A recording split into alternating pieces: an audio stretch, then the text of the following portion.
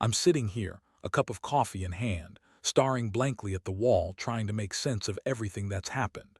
It's been a few weeks since my whole life flipped upside down, and I feel like I'm finally starting to find my footing again. Maybe sharing this will help someone else, or at least give me a chance to process it all. So here goes. My name is Mike, and for the past 7 years I was married to a woman named Chelsea. We had what I thought was a solid relationship. Yeah, we had our ups and downs like any couple, but Chelsea always claimed she loved me and I believed her. We built a life together, shared dreams, a cozy little house in the suburbs and a small circle of friends. I thought we were on the same page, but apparently I was just comfortable. That's what she told me when everything came crashing down. It started with little things. Chelsea, who was usually all about planning our weekends or those spontaneous movie nights, began to pull away. She would spend hours on her phone, her face lighting up with a smile I hadn't seen directed at me in a long time. When I asked her about it, she brushed me off, claiming it was work-related stress.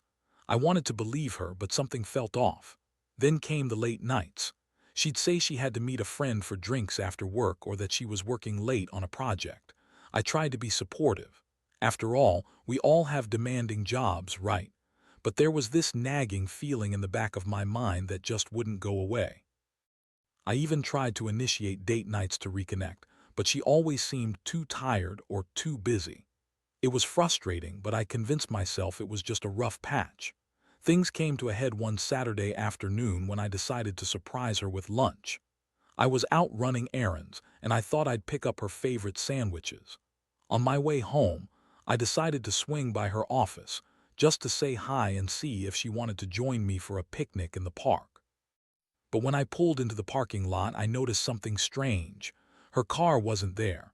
I shrugged it off at first, thinking maybe she had gone out with a friend. But as I sat in my car, I felt this sinking feeling in my gut. I pulled out my phone and sent her a quick text. "Hey, just wanted to surprise you with lunch. Where are you?" No reply. I waited for a few minutes before deciding to call, still nothing. That's when my instincts kicked in. I thought maybe I should check her social media, and as I scrolled through her posts, I felt my heart quicken. There were photos from a party I hadn't heard about. And there in one of the pictures was Chelsea, wrapped around some guy I didn't recognize, looking happier than I'd seen her in months. I felt my stomach drop. In a haze, I drove home, heart racing, anger boiling inside me.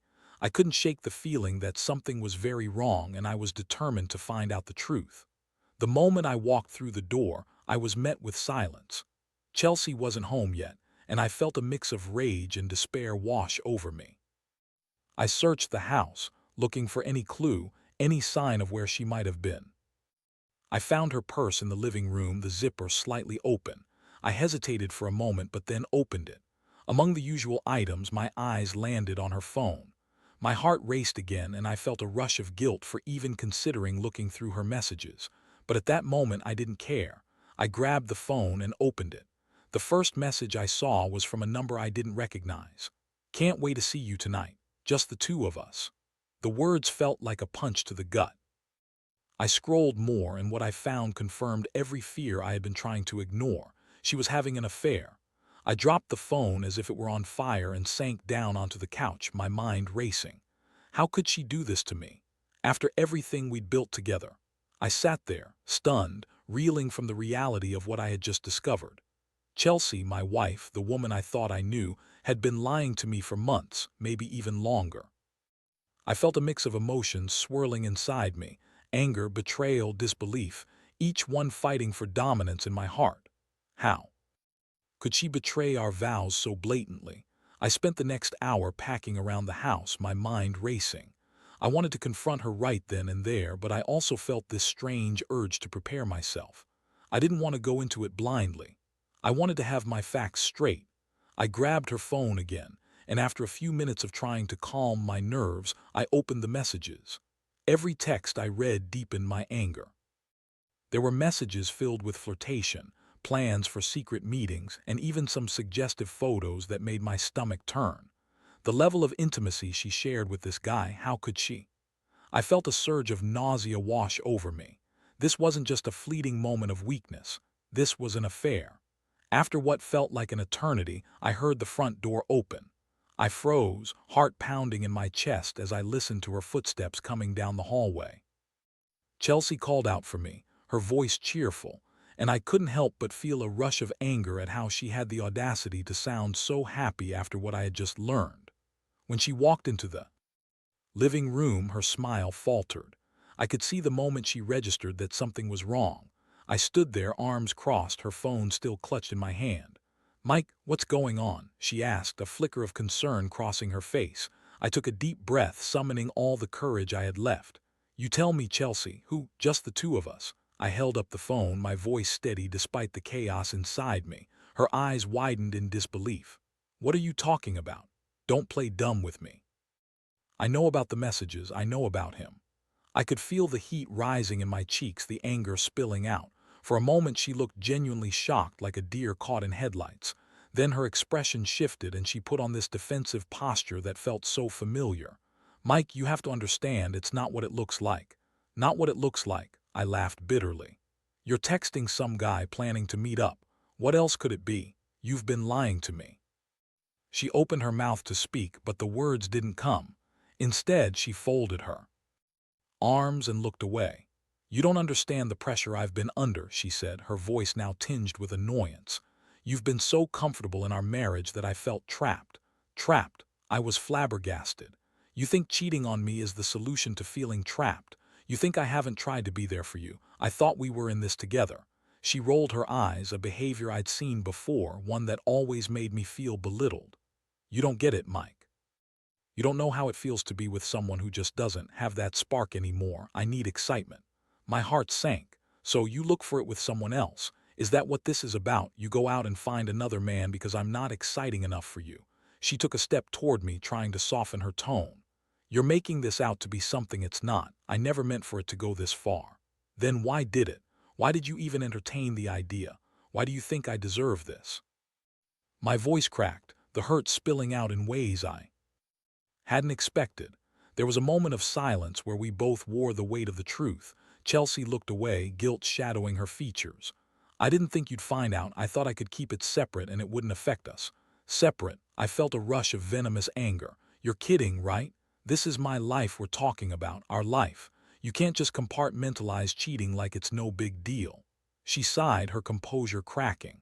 "I don't know, Mike. I just wanted to feel something different, something more alive." It felt like a knife twisting in my gut. Here was the woman I'd shared my life with, the woman I thought I could trust, dismissing everything we had built as if it meant nothing. I was furious.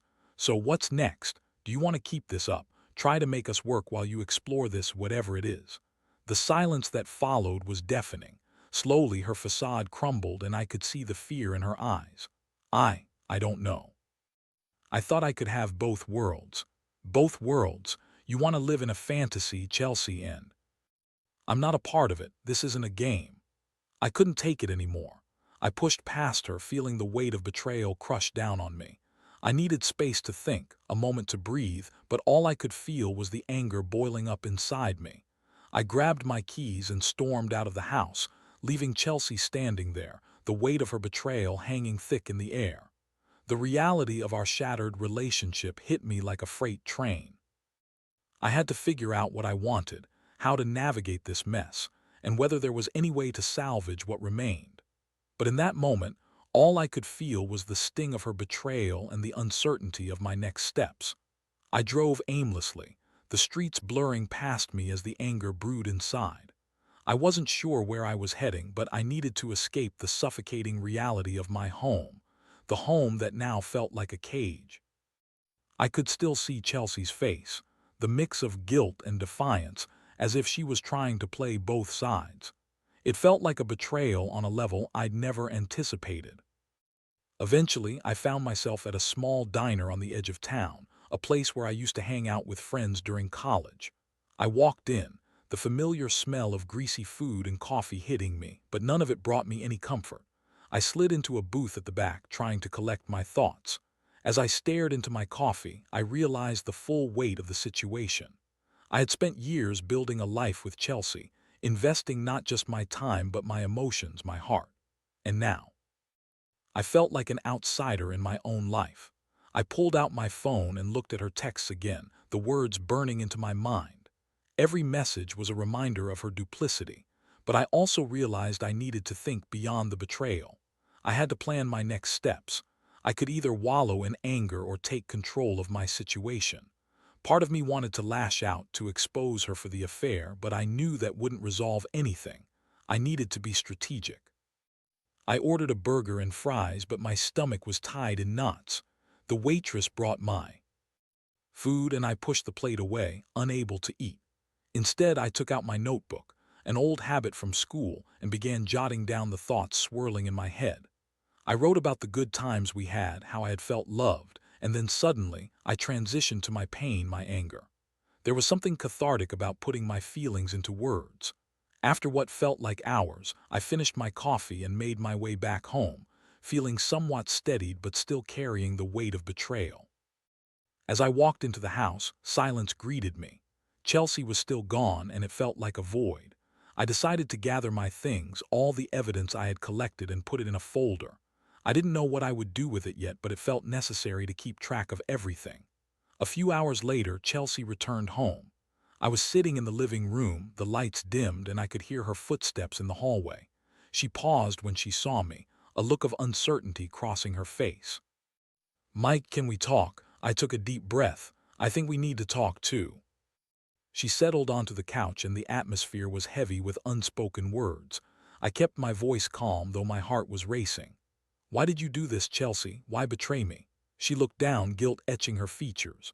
"I don't know, I got caught up in the excitement, I thought. I thought it would be harmless, I didn't want to hurt you." I shook my head, incredulous. "Harmless? You think lying to me, cheating on me is harmless? You've shattered any trust we had. How can we come back from this?" "I didn't think you'd find out, I thought it was just a fling," she said, her voice barely above a whisper. "A fling." I shot back, the frustration bubbling up again. "You don't get to decide what's harmless and what's not. You were sleeping with someone else while I was right here believing you were committed to our marriage." "I didn't mean to fall for him," she pleaded, her eyes glassy with unshed tears. "I just wanted to feel wanted again. You've been so busy with work and I felt overlooked. I didn't know how to communicate that to you. Instead of talking to me, you went and found someone else." I asked, feeling the anger bubbling over again. "You didn't even try to fix things with me, you just ran away." "I thought I could keep it a secret," she insisted, her voice rising slightly. "I didn't want to hurt you, but it spiraled out of control." I leaned back, processing her words. Was there any truth in her excuses? Did I really contribute to this mess by being too comfortable? No, that couldn't be the case. I had always tried to be there for her, but now I felt like she was twisting the narrative to make it my fault. "Chelsea, this isn't about me being comfortable or not. This is about you choosing to betray me. We could have worked through anything together if you had just communicated, but you didn't. You chose deceit." Her expression shifted, and I could see her defensive walls start to crumble. "I'm sorry, Mike, I messed up. I never wanted to hurt you. I just didn't know how to express my feelings." "Expressing your feelings didn't have to look like betrayal. You should have come to me. We could have found a way to reignite the spark or sought help. But instead, you chose to betray our trust in the worst way." Silence hung in the air, thick and suffocating. I could see the regret on her face, but it wasn't enough to undo what she had done. I took a deep breath, trying to steady my racing heart. "I need time to think, Chelsea. I don't know if I can forgive this," I said slowly, the weight of those words hitting me hard. Her eyes widened, the fear evident on her face. "What does that mean for us?" "I don't know yet. I just need to figure out what I want and how to move forward. This is going to take time," I replied, my voice firm. I saw the hurt flash across her face, but I couldn't focus on that. I needed to focus on myself now. I stood up and walked to the bedroom, leaving her sitting in the living room, her presence reminding me of the pain I had just ripped open. As I lay in bed, I realized that my life was no longer the same. I had to figure out who I was without the comfort of our relationship, and that was both terrifying and liberating. The next few days were a blur of emotions. I walked around the house like a ghost, haunted by the reality of Chelsea's betrayal. She was still there, but it felt like we were living in two separate worlds. I went to work, though my mind was barely functioning. My colleagues noticed my distraction, but I brushed it off with vague excuses about being tired. I spent my evenings in a haze, barely eating, barely sleeping. I felt like I was trapped in an emotional tornado, spinning endlessly without any sense of direction. Chelsea tried to engage me in conversations, but I found it hard to look her in the eye. Each time she reached out, I felt this anger bubbling up inside me again. She would ask about my day or suggest we watch a movie, but I just couldn't bring myself to participate. The thought of her with another man consumed me. I kept replaying those texts in my mind, the words echoing like a painful reminder of her deceit. One evening I found her sitting at the kitchen table, her face buried in her hands. She looked defeated, and part of me felt a pang of sympathy. But then I remembered the pain she had caused me, and that sympathy quickly faded. "Mike, I know I messed up. I'm so sorry," she said, her voice shaky as she glanced up at me. "I don't want to lose you. I want to fix this." I crossed my arms, my heart hardening. "How, Chelsea? You can't just say you're sorry and expect everything to go back to normal. You broke my trust, and trust doesn't come back overnight." I know," she replied, tears welling in her eyes. "I'm willing to do anything to make it right. Maybe we could go to couples therapy. I'll do whatever it takes." The thought of couples therapy made me scoff. "You think sitting with a stranger is going to fix what you've done? This goes beyond just needing to communicate better. You've shattered everything we built together." She looked at me, desperation in her eyes. "I didn't mean for it to happen. I got caught up in the excitement of someone new. It was stupid. I should have been honest with you." "Honesty? You think lying to me for months is a sign of honesty?" I shot back. "You've buried us in lies, Chelsea. How can I trust you again? How can I believe anything you say?" She started crying, and for a moment I was torn. I had seen her cry before, but this felt different. It felt like a mix of genuine remorse and fear of losing me. But my own pain was too fresh, too raw for me to console her. "I need space," I said finally, my voice steady but firm. "I can't do this right now. I don't know if I can stay here." Her face crumpled at my words, but I turned and walked away, unsure of what else to say. I needed time to process everything, to figure out what I wanted. That night I lay in bed, staring at the ceiling. I thought about the life I had imagined just a few weeks prior, us traveling, building our future. Now all those dreams felt like a cruel joke. I had to confront the fact that I could no longer picture a future with her. The next morning I made a decision. I needed to get away from everything, even if it was just for a few days. I called up my brother Tom, who lived a few hours away. "Hey man, can I crash at your place for a bit?" I asked. "Of course, what's going on?" he inquired, concern creeping into his voice. "Just a lot of stuff with Chelsea. I need some time to think." "Yeah, come over. We'll figure it out together," he said, and somehow, hearing his support made me feel a little lighter. I packed a few clothes and left a note for Chelsea. I didn't want to deal with her questions or attempts to convince me to stay. I just needed to clear my head. When I arrived at Tom's place, he greeted me with open arms and a cold beer, exactly what I needed. He could see the tension etched into my face, the stress that had built up over the past week. "Wanna talk about it?" he asked as we settled onto the couch. "Honestly, I don't know where to start," I said, sighing heavily. Tom listened patiently while I recounted everything that had happened: Chelsea's infidelity, the confrontation, the emotional turmoil. He didn't interrupt, just nodded along and offered support when I needed it. "You deserve better, man," he said after I finished. "You've been talking about feeling trapped, and this isn't the way to live. You shouldn't have to constantly worry about whether her feelings for you are genuine." "I thought we had something special," I replied, feeling the sting of tears threaten to spill. "But now I just feel lost and betrayed. I don't know if I can ever see her the same way again." "I get it. It's a lot to process. Just remember that her choices are not a reflection of your worth. You didn't do anything wrong," Tom reassured me. We spent the next few days at his place, hanging out, catching up, and doing normal brotherly things. I felt the weight of my problems lift a little with each passing day. I realized that I had been so consumed by Chelsea's betrayal that I had lost sight of myself. I took long walks, went out for burgers, and even reconnected with some old friends. Every moment away from my life back home helped me regain my sense of self, my confidence. I started to think about what I truly wanted moving forward. I realized that I didn't just want to escape the pain, I wanted to thrive. I wanted to focus on my own happiness, whether that meant rebuilding my life with Chelsea or moving on entirely. I had to confront the reality of our relationship and consider my options. When I finally returned home, I felt different. Stronger.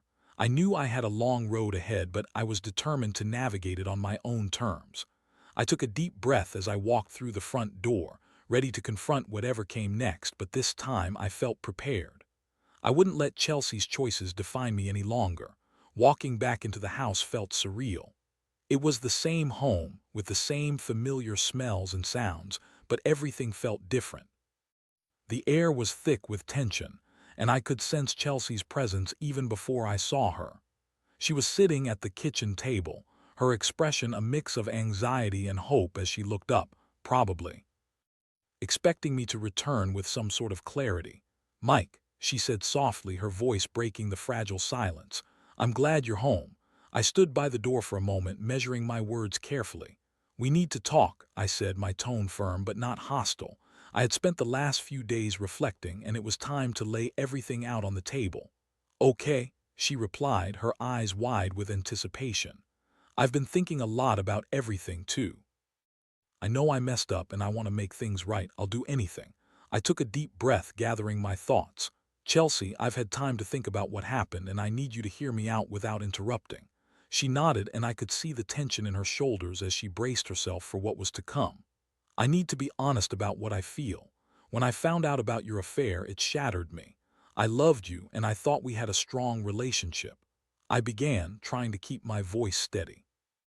"But the truth is, I don't recognize the person I'm looking at anymore. You made a choice to betray my trust, and that's something that can't be easily fixed with apologies or promises." I watched as her expression shifted, and I could see the tears welling up in her eyes. "I know I hurt you, but I thought we could work through it. I thought love could conquer everything," she pleaded. "Love is important, but trust is foundational. Without it, we have nothing," I said, my resolve firm. "I've realized that I need to prioritize my own happiness and well-being. I can't live in a state of constant doubt and insecurity, wondering whether you'll betray me again." "I never meant to hurt you, Mike," she said, her voice trembling. "I just got lost. I thought I could find happiness elsewhere, but it was stupid. I should have realized that what we had was worth fighting for." "Maybe it was worth fighting for, but you didn't fight for it. You chose to run away instead," I replied, feeling the weight of her words mix with my own anger. "I can't keep pretending that everything is okay when it's not." I shifted my gaze to the window, watching the cars pass by. "I need to take a break from us. I don't know if that means separating permanently or just taking time to figure things out, but I can't stay here pretending that everything is normal." She looked down at the table, her hands shaking. "I don't want to lose you, Mike. I'll do anything to keep us together." "Anything?" I pressed, thinking of the promises she had made before. "You say that now, but what guarantees do I have that you won't betray me again? I need space to breathe and think without the pressure of our relationship hanging over me." "I can give you space, but please don't shut me out completely," she pleaded, her voice breaking. "I want to show you that I can change. I want to be better." I nodded slowly, weighing her words. "I'm open to the idea of working towards something in the future, but it has to start with you proving that you can be trustworthy.